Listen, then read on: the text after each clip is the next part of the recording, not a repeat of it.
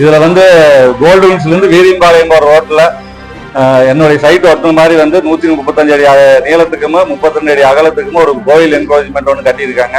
அதே மாதிரி அந்த ரோட்ல வந்து நிறைய பேர் வந்து பிரைவேட் பர்சன்ஸும் வந்து அவங்கவுங்க வீட்டை வந்து எக்ஸ்டெண்ட் பண்ணி என்க்ரோச்மெண்ட் பண்ணியிருக்காங்க. இது சம்பந்தமா நான் 2020 டிசம்பர் மாசம் வந்து கலெக்டர் முதலமைச்சர் எல்லாத்துக்குமே வந்து மனு அனுப்புனதுல எந்த நடவடிக்கை எடுக்காதனால 2021 பிப்ரவரி மாசம் ஹைகோர்ட்ல வந்து ஒரு அபிடவிட் தாக்கல் பண்ணுங்க. ரிட்மா அவங்க எடுத்துட்டு அது சம்பந்தமா வந்து ஆர்டர் போட்டாங்க. 2022 ஆர்டர் போட்டாங்க. அப்ப வந்து அந்த ஆர்டருக்காக வந்து என்கரேஜ்மெண்ட் எடுக்கிறதுக்காக வந்து ஆபீசர்ஸ் எல்லாம் வந்தாங்க. போலீஸ் டீம், கார்பரேஷன் ஆபீசர் தான் வந்து எடுக்கிறதுக்காக வந்தாங்க என்கரேஜ்மெண்ட்டை. அப்ப வந்து பிஜேபியுமே இந்த முன்னணிக்காரன் வந்து கோயில் எடுக்கூடாதுன்னு சொல்லி கலாட்டா பண்ணதுனால அவங்க வந்து எல்லாமே ரிட்டர்ன் போயிட்டாங்க.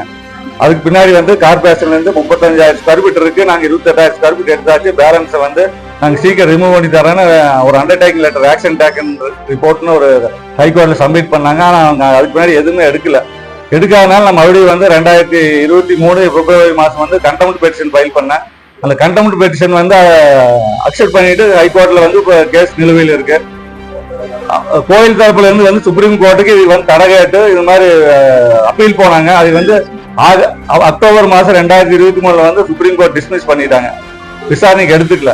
ஸோ அதுக்கு பின்னாடி வந்து இன்னைக்கு வரைக்குமே வந்து ஆபீசர் வந்து அது வந்து என்கரேஜ்மெண்ட்டை ரிமூவ் பண்ணல. எல்லாமே மறுபடியும் என்ன வந்து எடுத்தாங்களோ ஒரு போர்ஷன் எடுத்தாச்சுன்னு சொல்றாங்களா கார்பரேஷன்ல, அது மறுபடியும் எல்லாம் ரீஸ்டோர் பண்ணிட்டாங்க. பிரைவேட் பார்ட்டியும் சரி கோயில் தரப்புலையும் சரி எல்லாமே ரீஸ்டோர் பண்ணிட்டாங்க.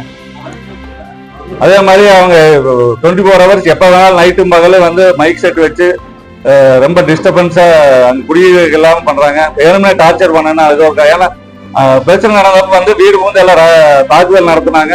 அப்ப சொன்னதே வந்து நீ ஒரு ஆள் குடியிருக்க வரமாட்டா அப்படின்னு சொல்லி தாக்குதல் நடத்தினாங்க. இந்த தாக்குதல் சம்பந்தம் வந்து டிஜிபி வரைக்கும் அப்ப சைலேந்திர பாபு சார் இருந்தாரு. அவர் வெளியே பெட்டிஷன் கொடுத்து கூட ஒரு எஃப்ஐஆர் கூட போடலைங்க இன்னைக்கு வரைக்கும்.